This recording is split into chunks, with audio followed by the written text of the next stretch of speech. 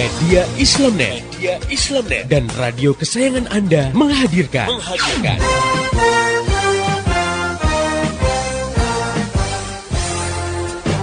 Voice of Islam. Saya pernah nonton satu acara televisi, di situ ada party, pesta-pesta di sebuah diskotik, lalu dibikin kuis. Cuman kuis itu syaratnya hanya boleh diikuti oleh pengunjung yang bawa alat kontrasepsi, alias kondom. Ternyata banyak yang bawa. Paling datang itu anak muda semua gitu kan. Kita ditanya, kenapa kamu bawa? Loh, kita kan nggak tahu apa yang terjadi setelah ini. Wow, jadi kan sudah sedia payung sebelum hujan gitu ya. Sedia kondom sebelum berzinah. Astagfirullahaladzim ya. Kenapa kok seperti terjadi? Karena karena kita sudah hidup di alam sekuler. Hidup dengan landasan memisahkan agama dari kehidupan. Jadi agama udah nggak dipandang.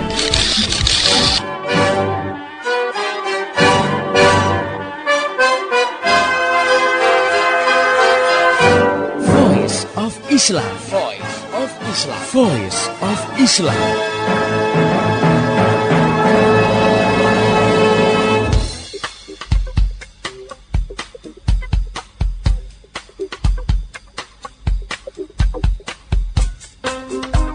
Assalamualaikum warahmatullahi wabarakatuh. Halo Indonesia, jumpa lagi dengan saya Risti Munandar dalam program Voice of Islam, kerja bareng Media Islamnet dengan radio kesayangan Anda ini. Dan selama 30 menit ke depan, Voice of Islam akan mengisi ruang dengar Anda dalam rubrik Female Chatting. Pendengar yang budiman, seperti biasa, saya tidak sendirian. Telah hadir untuk mengasuh rubrik ini Ustadzah Insinyur Nani Wijayati. Beliau adalah pengasuh Women's Chatting on Islam.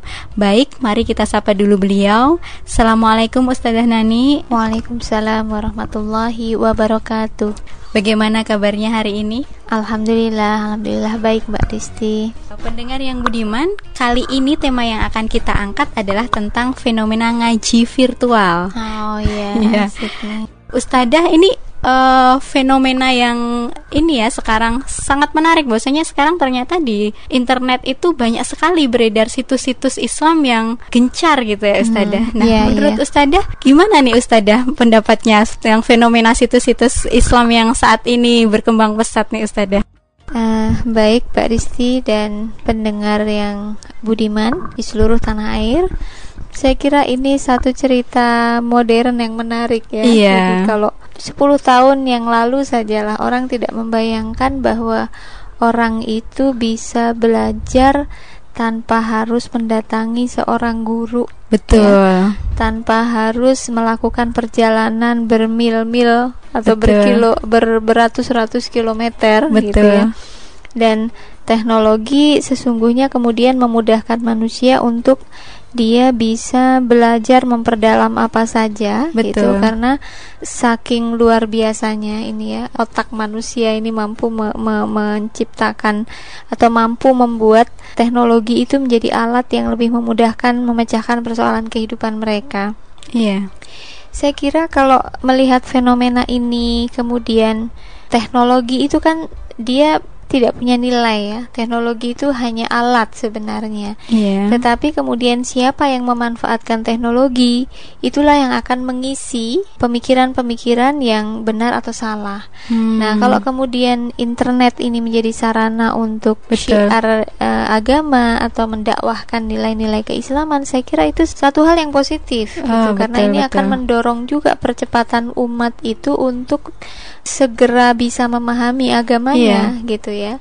Saya lihat ini sangat menguntungkan buat teman-teman khususnya yang memang sudah terbiasa mengakses internet gitu. Nah, jadi kalau kita masih di kampung-kampung gitu, fungsi masjid kemudian adanya ustadz itu masih dibutuhkan sekali untuk membimbing atau membantu masyarakat dia bisa tahu tentang agamanya. Dan kalau kita lihat seorang guru atau ustadz yang mengajarkan tuh, yang kalau kita lihat koleksi di rumahnya kan kitab-kitab yang berak-rak begitu. Nah, sekarang sudah memungkinkan seorang ustadz atau seorang pengajar itu tanpa harus membawa tumpukan buku. Cukup dengan membawa sebuah laptop dan bisa mengakses internet, dia bisa menjelaskan berbagai hal gitu kan. Nah, kalau saya ngelihat ya ini satu fenomena yang positif. Ketika umat Islam itu bisa memanfaatkan media internet ini untuk melakukan edukasi keislaman kepada masyarakat, itu satu hal yang positif. Betul. Kemudian kalau kemudian media internet ini menstimulasi masyarakat muslim yang masih banyak yang awam untuk dia tertarik memperdalam Islam, itu juga satu hal yang positif. Betul. Kita lihat kalau ibu-ibu rumah tangga diajak ngaji ke majelis taklim, saya kira itu hal yang biasa gitu. Iya, di RT, di RW, di komplek itu ada pengajiannya di masjid-masjid. Iya. Tapi kalau misalnya anak remaja SMP atau SMA diajak ngaji, itu nanti dulu gitu kan gitu. Tapi dengan adanya media internet mungkin dia tidak canggung lagi untuk membuka situs-situs yang Islami atau situs-situs yang menawarkan pemikiran-pemikiran Islam.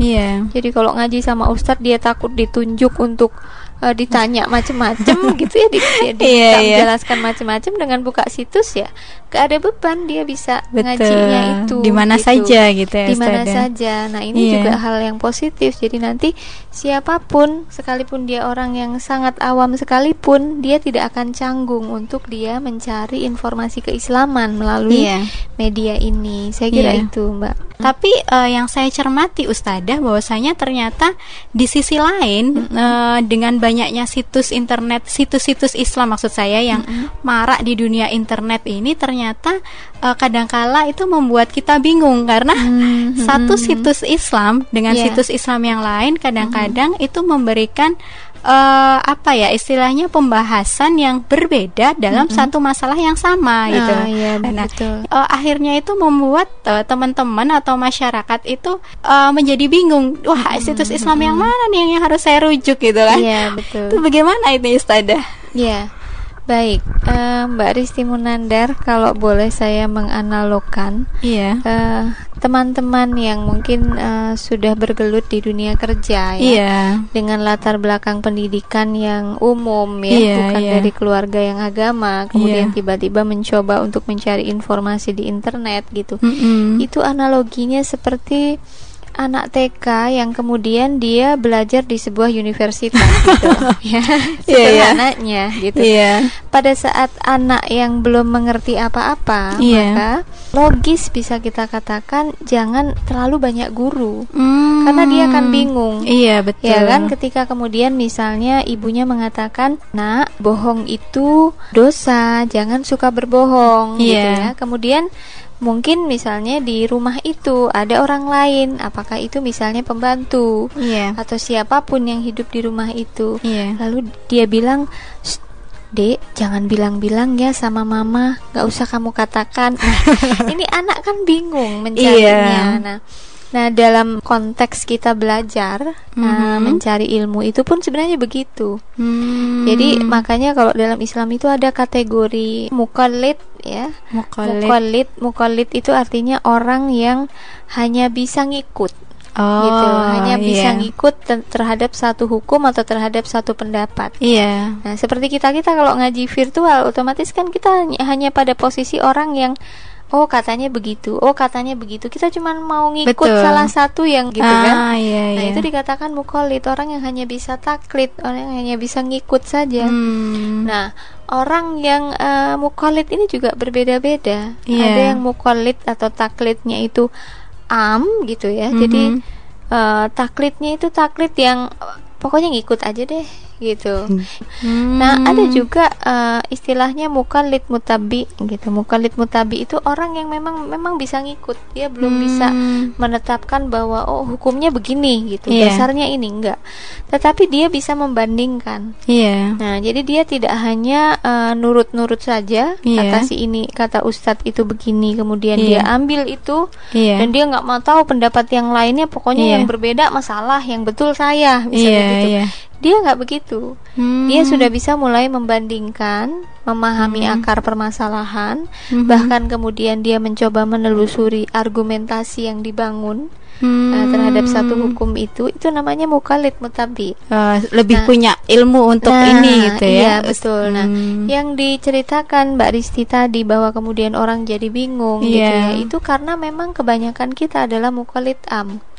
Orang yang hanya bisa ngikut dan kadang ngikutnya itu ngikut buta aja gitu. Pokoknya kata ustadz ini begini gitu ya. Nah, jadi akhirnya mereka seharusnya dibimbing dulu ya, dulu oleh hanya satu orang. Nah, kalau kita ngaji virtual untuk satu masalah aja kita mau punya referensi 100 itu bisa dapat kan? Betul. Dengan browsing gitu. Semakinlah dia bingung. Nah, tapi kalau model yang ngaji tradisional istilahnya dulu itu ya, orang itu kalau untuk hal-hal yang sifatnya hukumnya wajib, dia hanya ngaji kepada satu orang sampai dia laksanakan betul gitu ya. Jadi dia mengerti betul, dia laksanakan betul. Nah, setelah dia sudah sempurna melaksanakan, dia mau belajar ke yang lain, ya, misalnya mahzab yang lain, ya, aliran yang lain pun tidak masalah karena dia sudah punya dasar gitu ya, amal yang dia lakukan. Jadi dia sendiri sudah melakukan, hanya tinggal nanti ketika dia belajar lagi dia akan bisa memperbaiki atau menyempurnakan amalnya. Betul. Dulunya saya pendapatnya begini, ternyata ada pendapat yang lebih kuat yang begini. Oh, saya mau ngikut yang lebih kuat aja. Tapi kan bukan terus menolak gitu. Nah, kalau yang tadi baru pengen belajar, sudah ngelihat ratusan berbeda-beda, itu tidak malah mendorong dia untuk melakukan amal, tetapi jadi ya daripada bingung mending gak usah aja gitu. Nah, ini bahayanya. Makanya kalau ulama terdahulu itu biasanya kalau mukallid am jangan banyak guru dulu. Wah, makin menarik nih Ustadzah pembahasan kita tentang ngaji virtual ini. Namun pendengar yang budiman, kita akan bahas pertanyaan-pertanyaan selanjutnya setelah kita mendengarkan beberapa selingan berikut. Tetap setia di Voice of Islam. Anda sedang mendengarkan Voice of Islam. Voice of Islam yang disiarkan oleh 245 radio di seluruh Indonesia.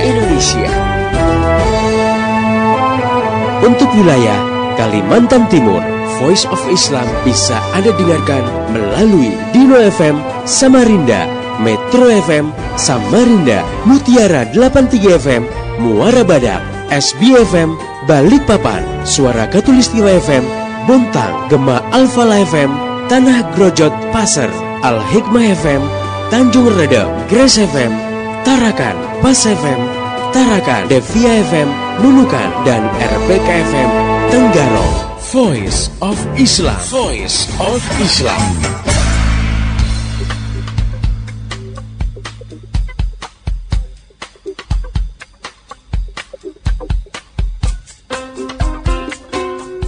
Masih di Voice of Islam, kerja bareng media Islamnet dengan radio kesayangan Anda ini. Pendengar yang budiman, Anda masih bersama saya, Risti Munandar dan Ustadzah Nani Wijayati dalam rubrik Female Chatting. Dan kali ini kita sedang membahas masalah fenomena seputar ngaji virtual. Nah, langsung saja kita lanjutkan bincang-bincang kali ini ya Ustadzah. Ada satu fenomena lain ini Ustadzah tentang ngaji virtual ini, bahwasanya ternyata itu ada juga Ustadzah di situs-situs atau blog-blog Islam yang artinya memang berlabelkan Islam dengan judul ada Islam-Islamnya lah ya, ada Islam-Islamnya atau ada nyangkut dikit-dikit ya ke Islam-Islaman lah begitu, tapi ternyata isinya sama sekali nggak Islami gitu. Ada pula yang memang di sana itu ada label-label Islamnya gitu, tapi ternyata isinya itu justru menghujat Islam. Ini gimana ini Ustadzah nih dengan fenomena yang lain lagi nih Ustadzah? Betul. Tambah menarik juga ya bahasan kita kali ini, bahwa ternyata kemajuan teknologi itu ada positifnya, tapi juga ada hal-hal yang bisa membuat kita juga harus sangat berhati-hati. Betul. Nah, itulah bedanya dunia nyata dengan dunia maya. Gitu ya. Jadi kalau dalam dunia nyata, artinya sebelum berkembang teknologi yang ada di dunia maya ini, yang namanya pengajaran ya, edukasi itu kan terkontrol. Betul. Bisa dievaluasi. Jadi artinya ketika orang kemudian belajar pada satu pesantren atau pada suatu institusi atau kelembagaan keislaman atau pada seorang ustadz. Ini ustadznya nyata ada, kelihatan, ketemu langsung, berinteraksi, lembaganya ada, kemudian pesantrennya ada, sehingga ketika terjadi penyimpangan pemikiran atau penyimpangan hukum dan sebagainya, bahkan mungkin hujatan seperti yang tadi, itu akan mudah terkontrol. Bisa dikonfirm gitu. Betul. Nah, itu kan kita lihat orangnya. Betul katanya, lo kamu kayak gini ini jadi begini, ngaji sama siapa? Sama ustadz itu. Ustadz itulah yang didatengin gitu kan. Ustadz ngajarin apa sama anak saya? Bisa langsung diprotes begitu kan? Nah, sehingga penyimpangan itu akan lebih mudah diputus, tidak bisa menyebar kemana-mana gitu gosip yang nggak bisa di stop begitu ya, dan mudah untuk diluruskan kembali. Nah, bedanya ketika kita berada di dunia maya, ini adalah dunia yang memang semu gitu ya, gak jelas yang siapa pengolahnya gitu ya, ujungnya mana pangkalnya kita nggak tahu. Kemudian untuk mengkomplain, mengkonfirm, bahkan mungkin mengcancel itu sudah sulit gitu. Nah, sehingga ini juga menjadi faktor kita untuk kita berhati-hati ya di dalam bersikap untuk menilai apakah sebuah situs yang pakai label Islam seperti yang diceritakan tadi itu layak untuk kita konsumsi gitu ya. Konsumsi. Bahkan kalau memang memungkinkan kita bisa mengkomplain kemudian meluruskan penyimpangan-penyimpangan mereka, itu bagus gitu kalau memang ada cara-cara seperti itu. Nah, tetapi memang seperti saya katakan tadi, dunia maya sangat memungkinkan kaum muslimin jadi tidak tahu harus mengkonfirmasi kembali gitu kepada siapa untuk mempertanyakan gitu pernyataan dia ya. Tapi mungkin kalau dalam mailing list itu kan suka ada yang nimbrung untuk memberikan komentar dan sebagainya. Tapi kan itu lebih kepada seperti debat kusir gitu, dibandingkan juga ya, ada subjektivitas, kemudian bentuknya itu jadi kayak debat kusir gitu. Karena nggak ada moderator juga di sana. Betul, nggak ada moderator, tidak ada kesepakatan untuk memiliki pijakan yang sama. Betul. Artinya selama kita tidak keluar dari misalnya ya sumber hukum yang dari Al-Quran, As-Sunnah, misalnya qiyas, ijma' sahabat, maka oke, ini betul. Tapi siapapun bisa kasih komentar, bahkan hanya dengan akalnya, ya kan? Mungkin bahkan hanya dengan perasaannya, gitu ya. Betul. Dia sudah bisa berdalil, gitu. Nah, ini yang kemudian menjadi hal yang kita mesti hati-hati, gitu. Yang menjadikan kemudian ya kekuatan kita itu ya jangan hanya mengandalkan pada ngaji virtual. Gitu ya. Nah, itu mungkin salah satu yang menjadi inspirasi. Ada teman-teman saya itu yang dulu juga pengen membuat pesantren virtual gitu ya. Supaya aksesnya luas gitu kan. Tetapi jelas kalau dengan pembahasan fikih ada ustadzahnya, pembahasan soal hadis ada ustadzahnya gitu kan. Ustadzahnya bisa dikontak juga gitu ya. Bisa dikontak. Jadi sekalipun memanfaatkan dunia maya, tetapi masih bisa dikonfirm ya kan secara personal untuk kemudian dilacaknya itu bisa lah. Betul.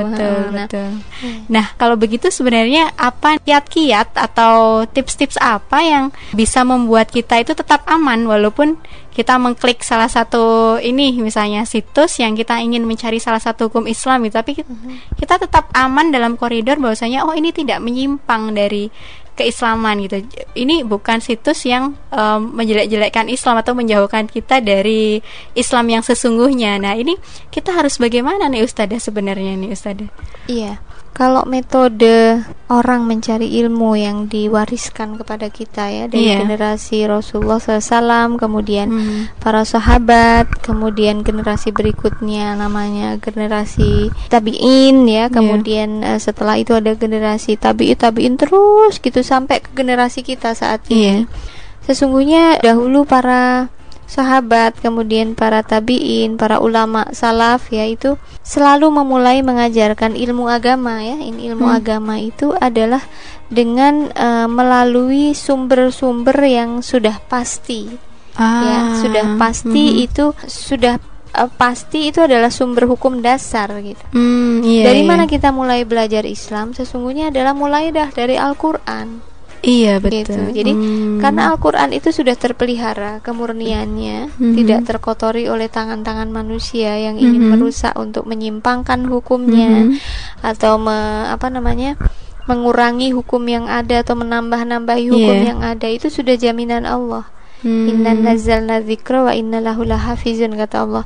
Sesungguhnya akulah yang menurunkan az-zikr Al-Quran ini, maka aku juga yang akan menjaganya. Nah, kalau kita mau mulai belajarnya itu dari Al-Quran, belajarnya bukan hanya sekedar membaca Al-Quran, tetapi memahami makna dari setiap ayat yang 6.666 ayat itu. Nah, ini kan membutuhkan ilmu alat tafsir gitu. Metodenya sebenarnya ya itu terpelihara sepanjang generasi sampai sekarang. Metode tafsir itu selalu terpelihara sehingga kemurnian pengajaran Islam itu tidak ada bias, hampir tidak ada bias. Kalau perbedaan pendapat yang masih dalam koridor keislaman itu memang ada dan itu memang dibolehkan sama-sama pendapat Islam. Nah, tetapi kan kemudian setelah terjadi infiltrasi pemikiran dari kalangan orang-orang non-muslim yang ingin mencoba untuk merusak inti ajaran, kemudian kan ada metode yang dia juga mulai menyentuh kepada Al-Quran, mencoba misalnya menafsirkan kembali gitu. Nah, membuat tafsiran-tafsiran baru yang jauh dari model tafsir-tafsir yang klasik istilahnya yang ulama salaf dulu yang memang mereka itu menafsirkan itu bukan karena akal mereka, tetapi emang ada dasarnya gitu, ada sumbernya, ada mata rantai yang tidak terputus sampai kepada Rasulullah gitu, sehingga tidak asal nafsirin aja gitu, pakai akalnya semaunya dia. Nah, itu satu. Jadi mulailah dari Al-Quran gitu. Jadi jangan kemudian kita terkecoh oleh perdebatan-perdebatan yang kita tidak mau merujuk kembali di Al-Qurannya kayak apa gitu. Jadi saya kira Al-Quran sudah menjadi dasar yang utama untuk kita bisa memahami persoalan. Jangan kemudian justru berpegang pada pendapat yang banyak diperdebatkan sementara Al-Quran sendiri nggak ngomong kayak gitu.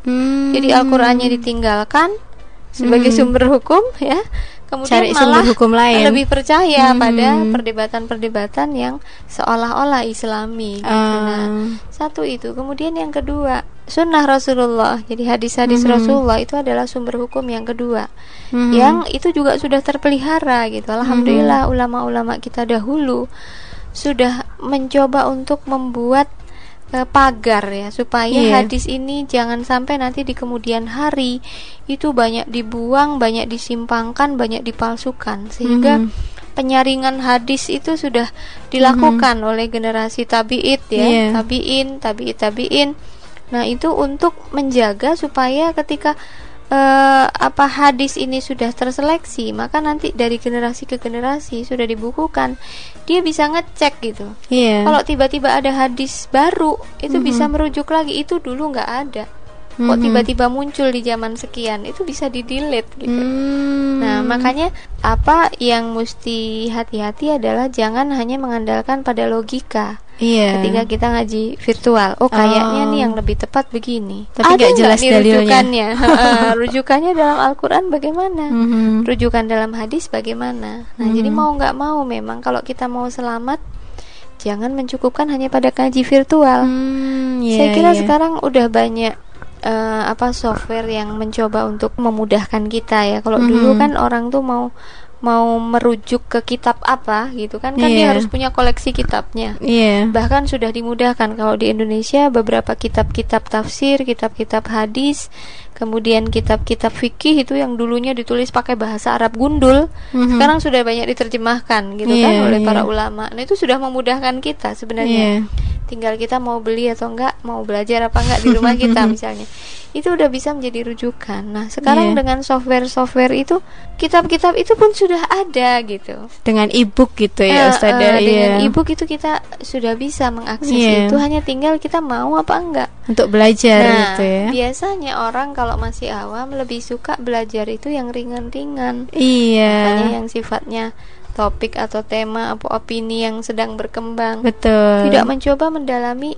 Harusnya kalau kita mau belajar ya dari Al-Quran, kemudian hadis ya, kemudian fikih, karena fikih itu menuntun ibadah kita, mulai dari bagaimana cara bersuci, kemudian sholat, kemudian menyempurnakan puasa, haji, itu adanya di fikih kan.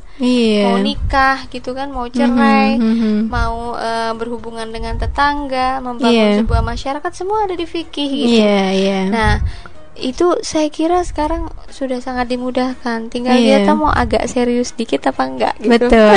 Mau setengah-setengah apa mau penuh nih. Pengennya yang nyaman-nyaman aja lah, nggak usah pusing-pusing misalnya gitu. Ya segitu juga yang akan kita dapat gitu. Iya Ustazah.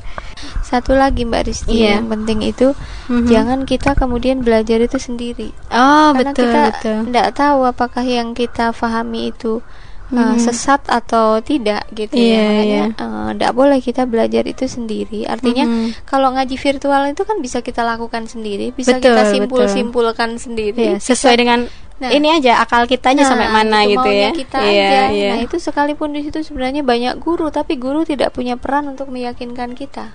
Betul. Nah itu tidak boleh. Jadi kita harus tetap, sekalipun ada kesempatan ngaji virtual, tetap harus ada keinginan dari kita untuk cek and recheck gitu ya, kepada rujukan-rujukan baik berupa kitab-kitab salaf atau kepada guru-guru, ustadz-ustadz yang memang memahami ilmu itu. Nah itu harus kita lakukan, guru yang terpercaya. Oke pendengar yang budiman, itu tadi bahasan kita tentang ngaji virtual. Oke, buat pendengar yang ingin bertanya, memberikan kritik, saran dan masukan, Anda bisa kirim surat ke radio kesayangan Anda ini, atau bisa juga melalui email ke mediaislamnet@yahoo.com.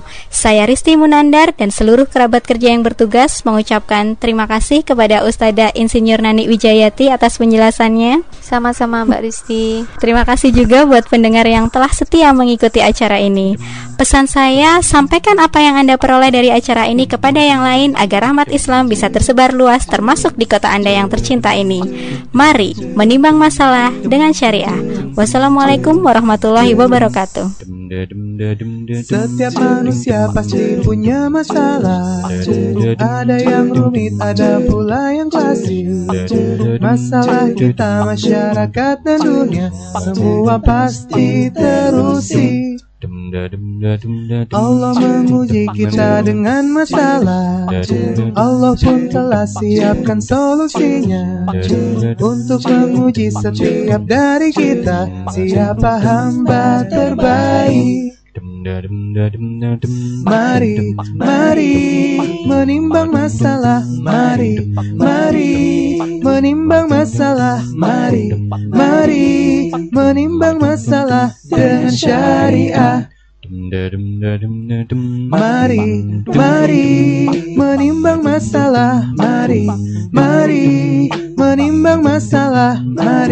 Mari menimbang masalah dengan syariah. Voice of Islam.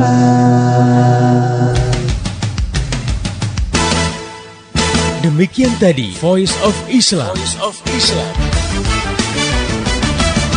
Semoga hikmah yang terkandung bermanfaat untuk kita semua. Amin amin amin ya robbal alamin. Kembali bisa Anda dengarkan Voice of Islam. Menghadirkan topik-topik seputar kehidupan kita esok hari di waktu dan gelombang yang sama.